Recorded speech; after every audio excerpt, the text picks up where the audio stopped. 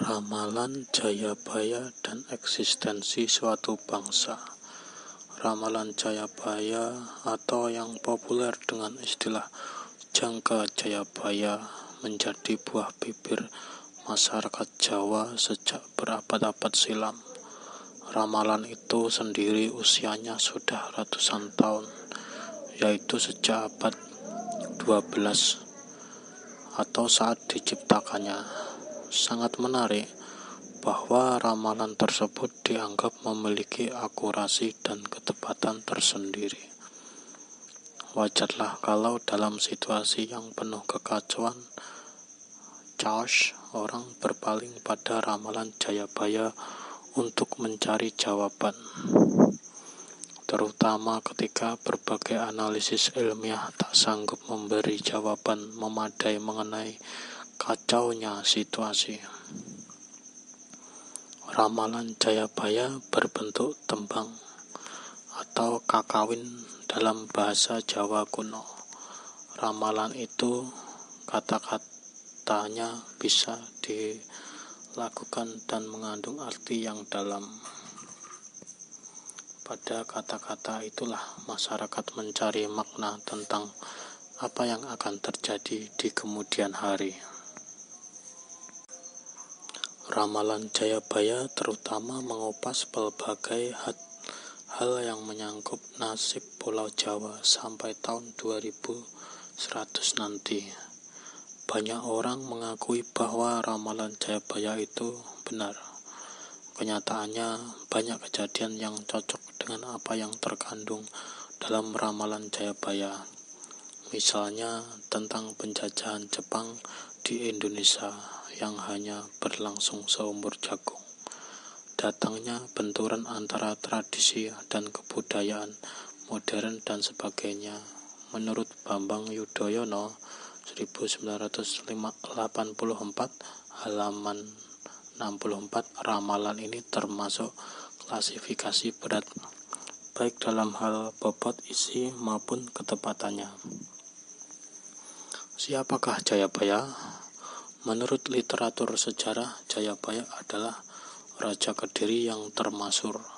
Nama lengkap Prabu Jayabaya ialah Sri Maharaja Sang Mapanji Sri Warmeswara Madu Sudana Wartanindita Parakrama Dikyot Tunggadewa. Beliau memerintah Kediri pada tahun 1135 sampai 1157 menurut Tarik Masehi. Berdasarkan kepercayaan Hindu, Jayabaya adalah seorang maharsi penganjur ajaran suci Weda yang terbesar dalam sejarah Indonesia. Beliau meninggalkan dunia dengan cara moksa.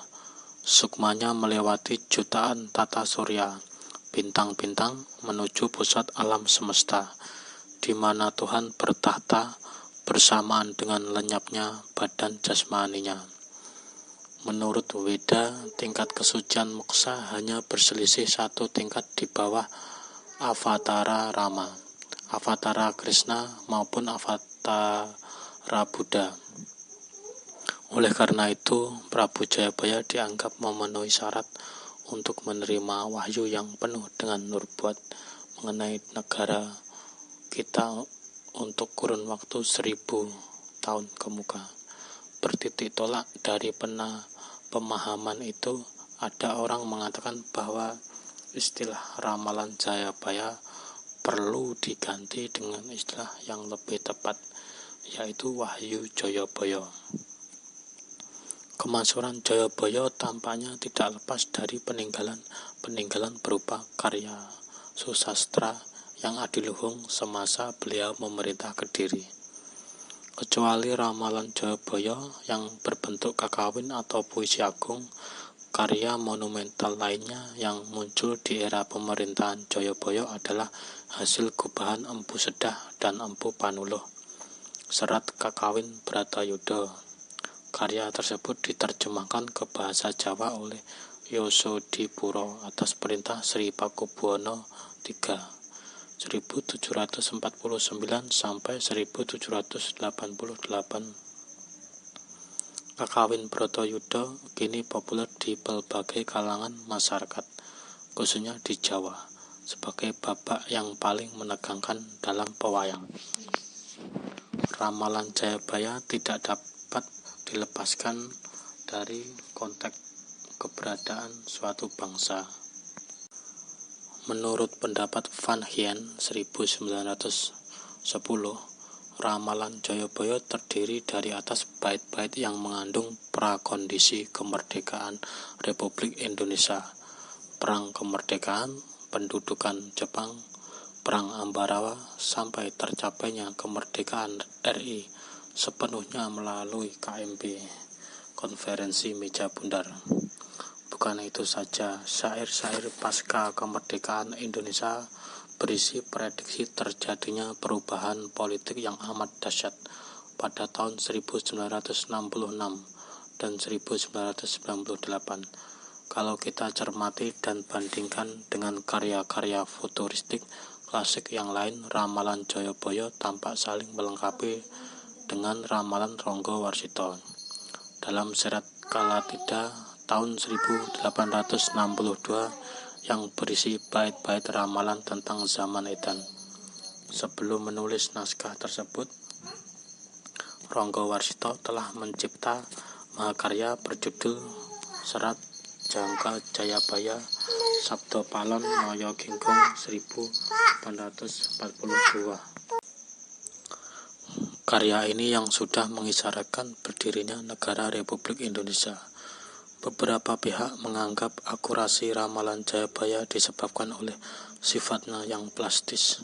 Djoko Wartantyo 1998 mencatat ramalan Jayabaya memiliki plastisitas atau keluasan tersendiri sehingga cocok diterapkan di situasi segala zaman.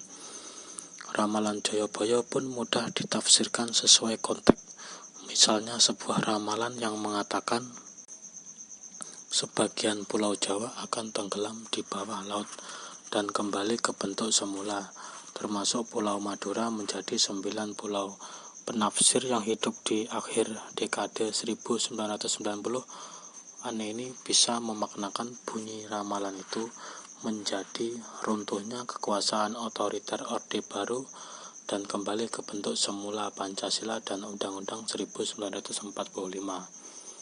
Pulau Madura akan menjadi 9 pulau bisa dimaknai sebagai runtuhnya pilar-pilar kekuatan politik Orde Baru, yakni ABRI, birokrat dan parpol yang lalu berganti menjadi puluhan partai baru yang kelak berkoalisi menjadi 9 kekuatan besar. Sebaliknya, penafsir lainnya bisa memaknai bait-bait di atas sebagai pertanda disintegrasi Indonesia. Interpretasi ulang atas isi dan substansi ramalan Jayabaya dalam konteks reformasi dan ketidakpastian politik yang melanda Indonesia saat ini.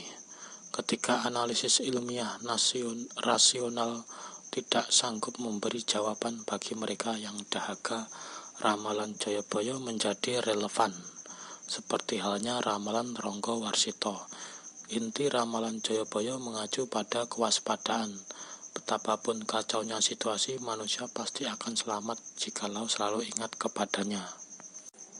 Kemerosotan moral, degradasi kualitas pemimpin bangsa, serta kekacauan politik yang terkandung dalam ramalan Jayabaya minimal merupakan alat introspeksi bagi umat manusia. Bukan cuma pada zaman kini, tetapi juga di masa lalu dan masa yang akan datang.